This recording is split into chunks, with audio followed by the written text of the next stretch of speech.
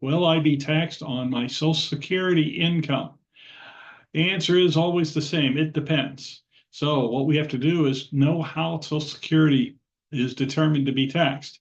There's a calculation called provisional income. It determines what percentage of your Social Security is taxable. First, we start with your filing status. Are you married or are you single? So provisional income is a equation that takes your adjusted gross income, not counting your Social Security, and then it adds back half of your Social Security benefits. It adds your tax exempt interest. There's several other exclusions. It adds in deductions and excluded foreign income. We're not going to cover those last things. We're just going to focus on AGI, Social Security benefits, and tax exempt interest. Key point to focus in on is if you have municipal bonds or municipal bond fund that's paying you income that's not taxed by the IRS, it's still counted towards this provisional income. So if you have lots of tax exempt interest, it might trigger or increase your Social Security taxation. So if you're single, if your provisional income is less than $25,000, none of your Social Security will be taxed. From 25 to 34,000, up to half of it will be taxed, and over 34,000, up to 85% will be taxed. If you're married, you're not having to pay taxes if your provisional income is less than $32,000. 32 to 44,000, half of it's taxed, and over 44,000 up to 85% is taxed. Now, a couple things that can surprise you. If you pull money from your traditional IRA or your traditional 401k, and this comes up when you hit age 73 or you're forced to take it out, it will increase your adjusted gross income, which can lead to increased taxation. Distributions from Roth accounts do not change your adjusted gross incomes, and as such, it will not change your Social Security taxation. One common misconception is that once you start collecting Social Security, you have to stop working. Well, they have this thing called an earnings test, which indicates this isn't the case. Once you hit your full retirement age, which will be maybe 65, most of that's for older folks, 66 and an even number of months, or 67, and this all is determined by your date of birth, the earnings test no longer applies. But for years when you're collecting Social Security before hitting your full retirement age, not counting the year you reach full retirement age, if you earn more than $23,400, Social Security withholds $1 in benefits for every $2 exceeding that amount. In the year where you reach full retirement age, for every $3 you make over $62,000, they will withdraw withhold $1 worth of benefits.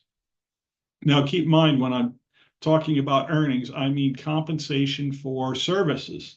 So if you're getting dividends off your stocks or mutual funds, or you've got a pension, that doesn't count towards this earnings test. It's only where you go to a job and you either get fees and commissions or you get wages.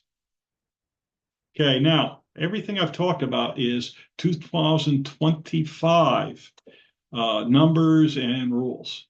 Okay, so there's a major change. Due to the One Big Beautiful Bill signed into law on July 4th of 2025, there is a significant change for many on Social Security, many not on Social Security as well.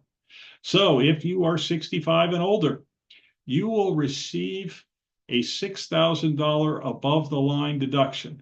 The significance of the phrase above the line is that even if you don't itemize, if you take the standard deduction, you still get to benefit from this.